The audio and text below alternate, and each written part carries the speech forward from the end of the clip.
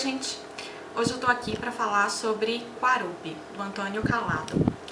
Eu li esse livro para o projeto Lendo a Ditadura, 1964 Nunca Mais. Se vocês ainda não sabem nada sobre esse projeto, eu vou deixar o link aqui embaixo para o blog que foi criado só para esse projeto.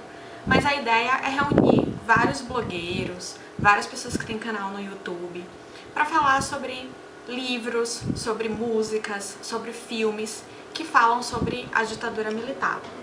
A ideia é trazer um pouco o assunto à tona por conta dessas últimas manifestações que a gente viu acontecendo aqui no Brasil, em que jovens pedem o retorno da ditadura militar, como se isso fosse uma solução para a atual situação política e econômica do país.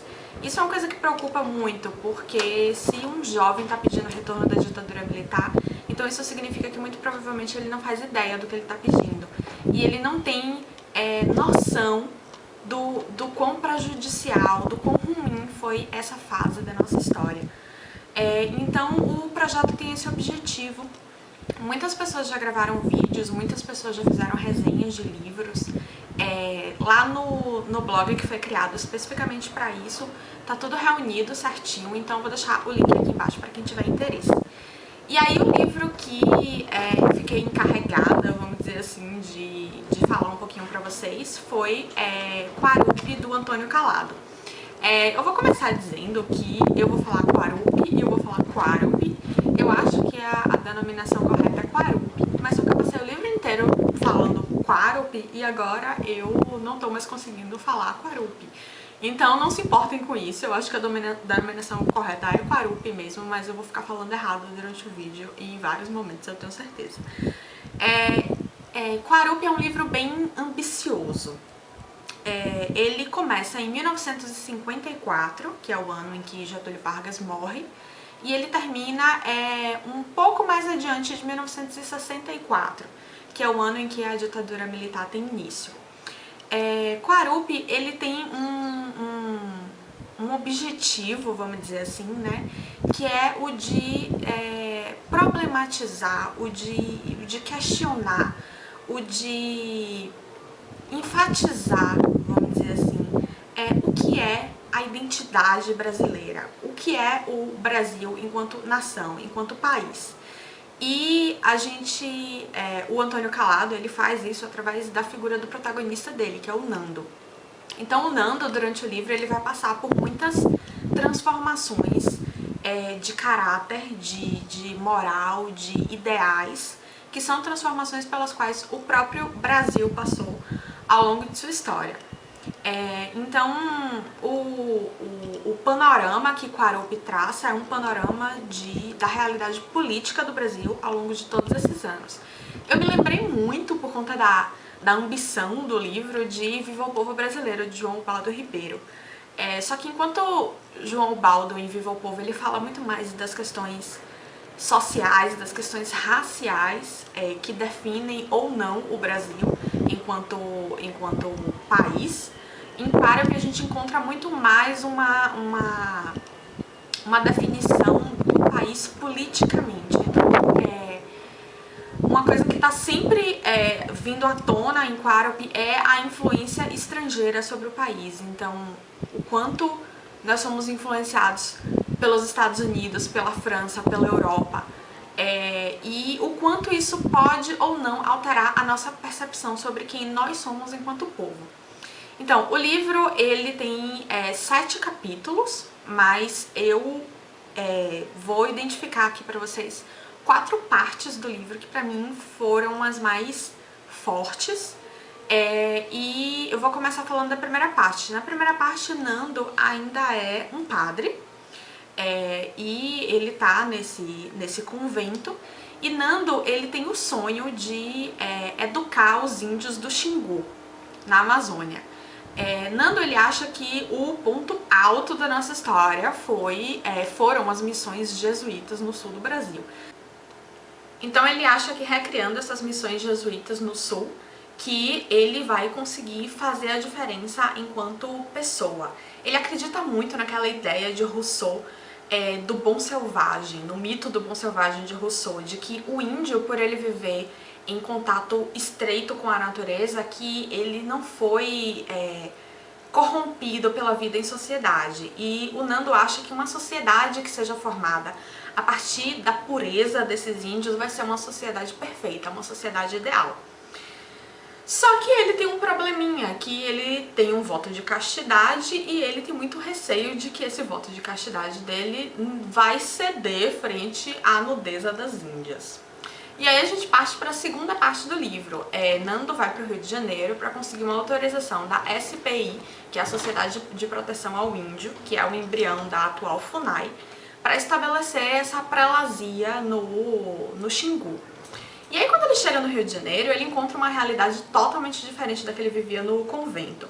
O Antônio Calado, ele vai colocar esse Rio de Janeiro como uma sociedade dominada por essa elite intelectualizada, mas que é vazia. É uma elite que passa o dia inteiro usando a droga do momento, que é o lança-perfume, um derivado do éter, e vive de cargos políticos, ou seja, muito nepotismo, muita corrupção. E o Nando acaba cedendo um pouco a essa vida de facilidades, a essa vida em que não tem muita indagação, não tem muito questionamento. Inclusive o voto de castidade dele vai junto com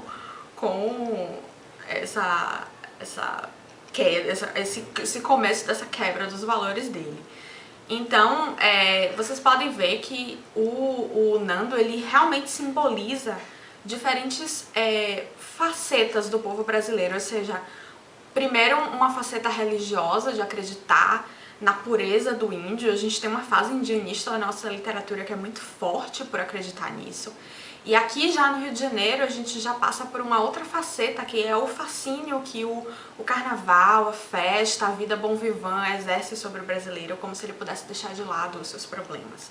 E aí a gente passa para o que eu considero a terceira parte do livro, que é a minha favorita, sem sombra de dúvidas, que é quando o Nando de fato vai para o Xingu e se estabelece lá. Essa parte, eles têm o objetivo de educar os índios, mas eles têm também um objetivo de chegar até o centro geográfico do país e lá colocar a bandeira brasileira. E eles começam a enfrentar uma série de dificuldades. Nando, ele começa a descobrir que o índio não é essa perfeição toda que ele imaginava.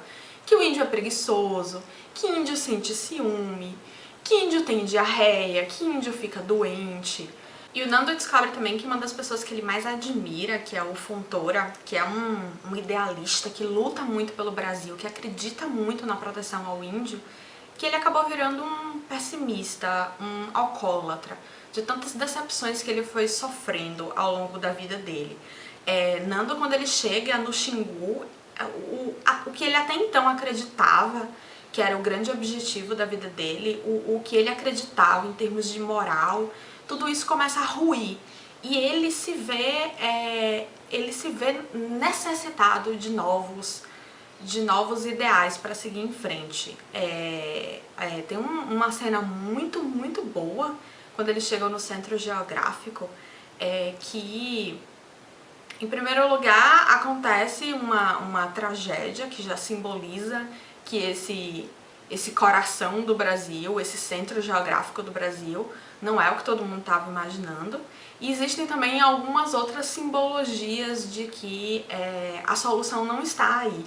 Então eles encontram um grande formigueiro no centro geográfico do país. Eles não conseguem achar a bandeira, eles acabam achando um vestido de uma mulher, que inclusive é uma das melhores personagens do livro, que é a Sônia, que é uma mulher extremamente liberal, extremamente feminista. Então, tanta coisa dá errado nessa expedição que Nando começa a perceber que a coisa não era bem como ele estava imaginando que seria. E aí a gente chega no que é a última parte do livro, que provavelmente é a parte do livro que é mais relevante para esse projeto, que é a parte da ditadura militar. Então, o Nando, ele já tá meio desesperançado, ele tá meio perdido, ele não sabe muito bem o que ele acredita mais. Tem uma mulher, que é a Francisca, que é o grande amor da vida dele, que o que ele acreditava que era a pureza do índio, ele passa pra Francisca. Então, pra ele, Francisca passa a ser o ideal de pureza, mas Francisca tá longe, ela foi mandada para a família para o exterior para se proteger da ditadura militar. E Nando fica perdido. Quando Nando ele resolve fazer alguma coisa, ele organiza um banquete em homenagem a Levindo. Levindo é um revolucionário que ele é bastante equivalente a um Che Guevara, vamos dizer assim. E Nando ele faz essa homenagem a Levindo e as coisas acabam não indo bem. Ele é preso pela ditadura, ele é torturado e ele é quase morto pelos policiais. E é aí finalmente que o Nando ele se define enquanto pessoa, ele define os seus ideais, ele define por que ele tem que viver. E ele encontra finalmente um sentido para a vida dele, que é a luta contra essa ditadura militar, a luta contra a injustiça, a luta contra a situação política em que o país se encontra. Então ele, durante todo o livro, ele vai superando todas as ideias que até então ele vinha colocando como soluções para o país. Então ele supera o indianismo, ele supera o romantismo na figura de Francisca, ele supera a igreja, ele supera o carnaval e a sua utopia de uma vida inconsequente. Então vocês veem que realmente ele é um símbolo do próprio povo brasileiro que vai se superando até chegar nesse ponto final, que é o de nós somos um povo, nós somos uma nação, enquanto nós lutarmos por nós mesmos, pelo que nós queremos. Então é um livro que ele inspira bastante as pessoas a lutar pelo país.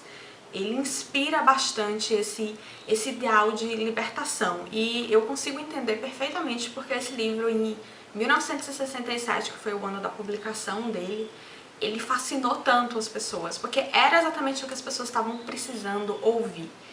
E é interessante ter lido esse livro no nosso momento histórico atual, em que a situação econômica e política do Brasil está tão complicada, e esse livro vem dizer que o importante é lutar pelo que a gente quer, pelo nosso país, é não deixar o país na mão de militares, na mão de americanos, na mão de franceses e europeus, porque a gente vai se definir enquanto nação, enquanto país, a partir do momento em que nós tomarmos as rédeas do nosso destino.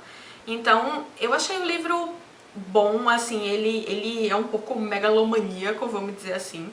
Ele quer abraçar o mundo inteiro e ele tem pretensões de ser um clássico, meio que um épico, assim. Algumas coisas no livro eu acabei não gostando tanto, mas eu não acho que isso seja uma discussão relevante nesse vídeo e nesse momento. Uma coisa que eu achei bem interessante e que eu fiquei um pouco preocupada é que a situação política no Brasil, um pouco antes de a ditadura se instalar, era uma situação bem parecida com a nossa atual.